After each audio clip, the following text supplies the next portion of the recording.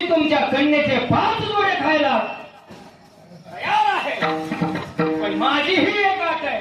लक्षात घ्या, मी का सांगतो. माझी ही एक अट आहे. मी स्वीकार करतो कन्याचा, परंतु 5 जोडे मला थोडा वेळ द्या.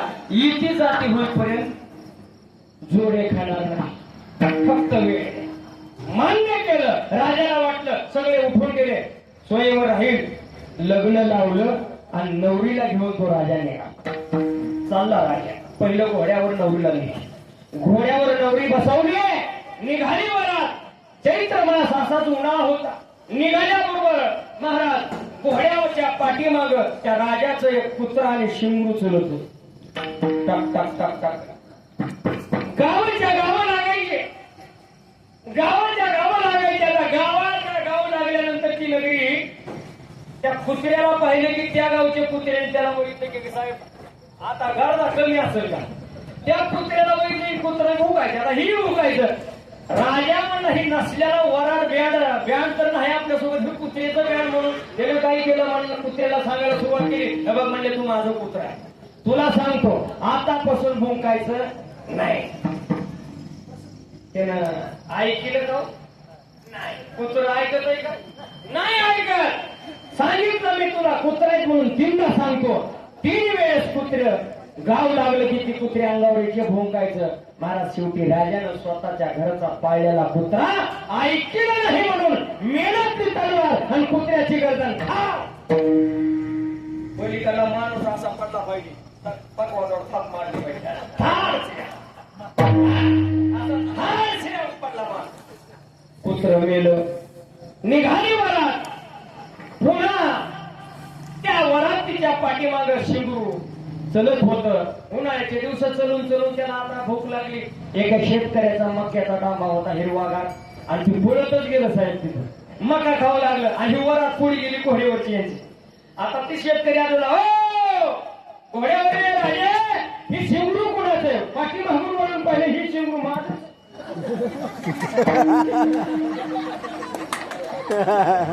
शेतकऱ्याने सांगितलं, अरे मोठा शिरला शिंगरू. मग त्या शिंगाला बोलवून घेतलं. सांगितलं, मी कुत्र्याला 3दा सांगितलंय, तू शिंगरूच म्हणून तुला 2दा. काय म्हणले 2दा.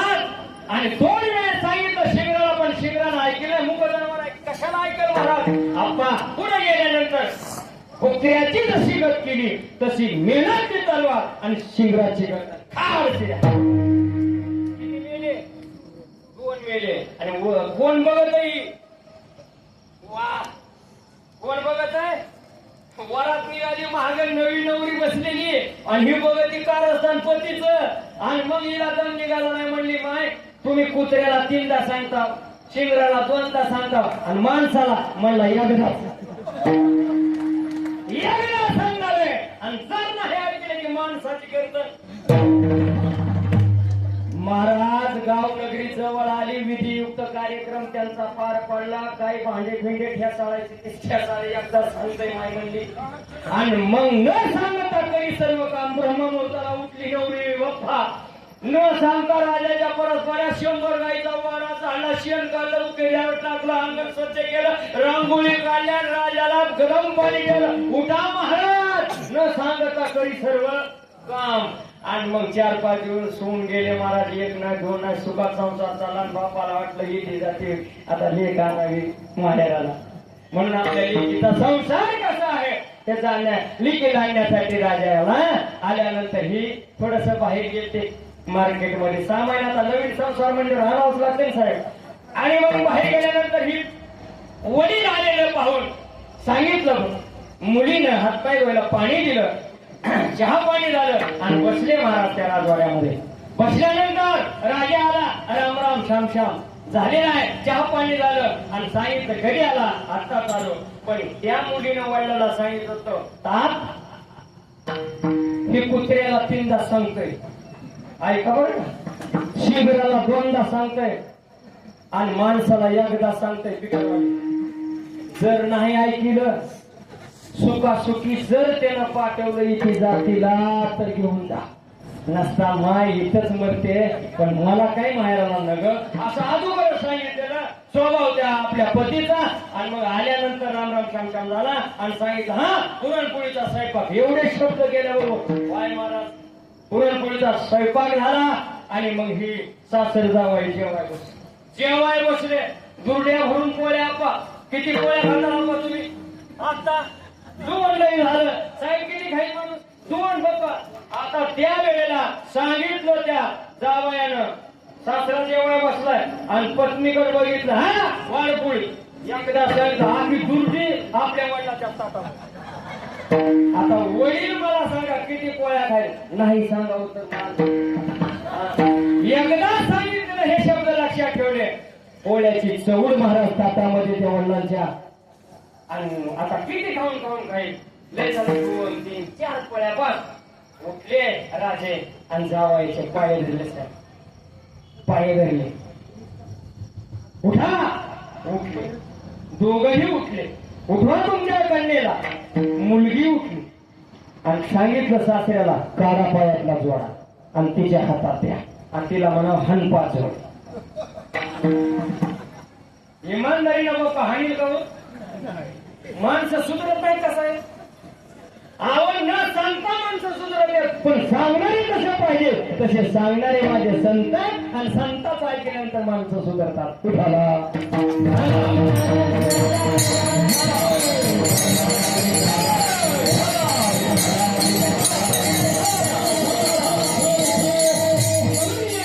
संत कळाले पाहिजे त्याने माणसं कळाले पाहिजे आणि देव कळाला पाहिजे. ही जीवाची भूमिका आहे. म्हणून या ठिकाणी संतांचं वर्णन जगद्गुरु तुकोबराय करतात. मायबापा या जगामध्ये उदार अंतकरणाचं या ठिकाणी मायबापा जर अंतकरण असेल तर माझ्या संतांचं आहे. आणि मग ते संतांनी या मृत्यू लोकामध्ये येऊन काय केलं?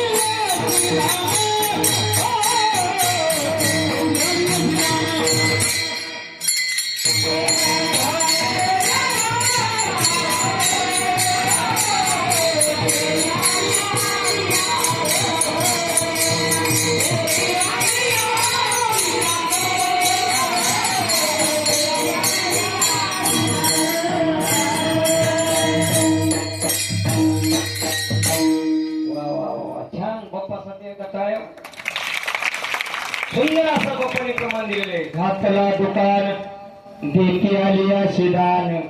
दान सुद्धा असलं पाहिजे हो. या जन्माला आल्यानंतर एकतर दाता बनावं.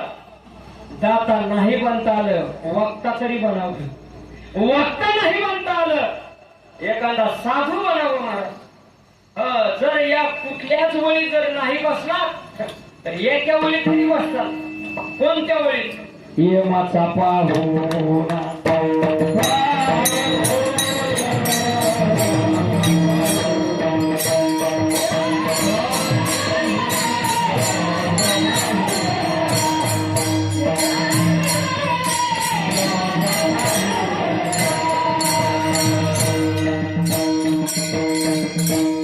हरिविन जन्म नरकची तो पैजाना यमाचा पाहुणा प्राणी होईल.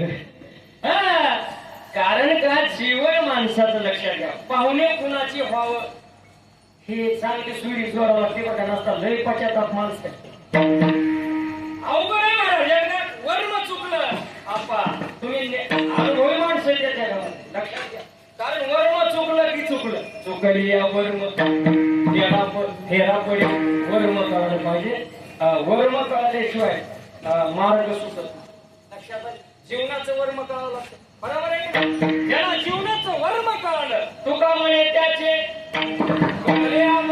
वर्म जे जे कर्म नाशिवंत हे कळलं पाहिजे वर्म.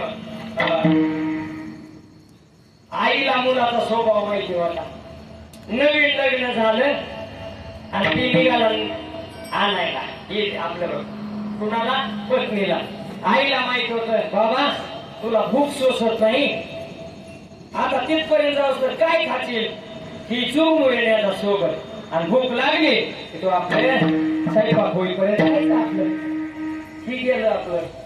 बसलं सासरवाडीत जाऊन. बसल्यानंतर आनंद झाला. जावई आले. सासूबाईने सांगितलं स्वयंपाक करते जावई तर आराम करा. आराम करायला सुरुवात केली. गोठुडं दावलंच नव्हतं कोणाला प्रसादाच.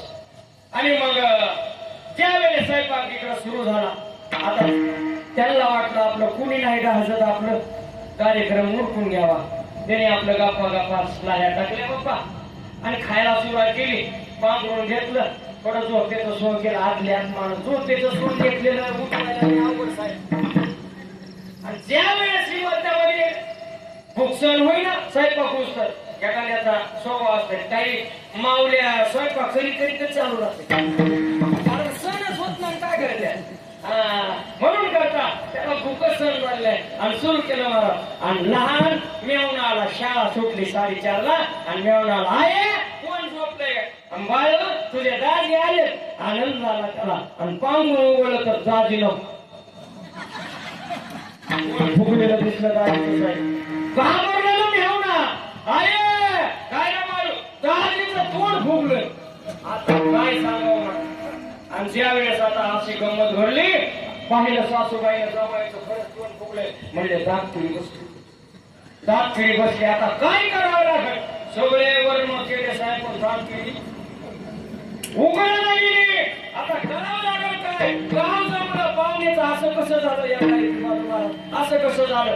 दात फिरी बसली होती का बसली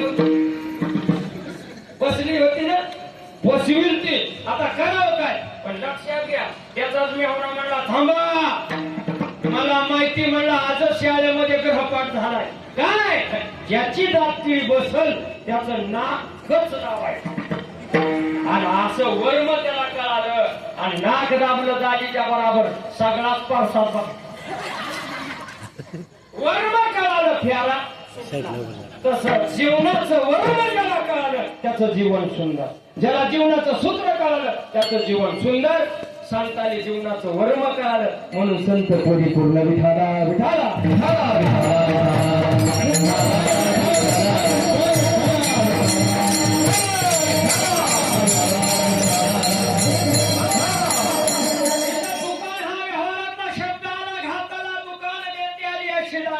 व्यावहारिक शब्द आहे दुकान. दुकान म्हणजे एक घेणार आणि एक देणार आहे.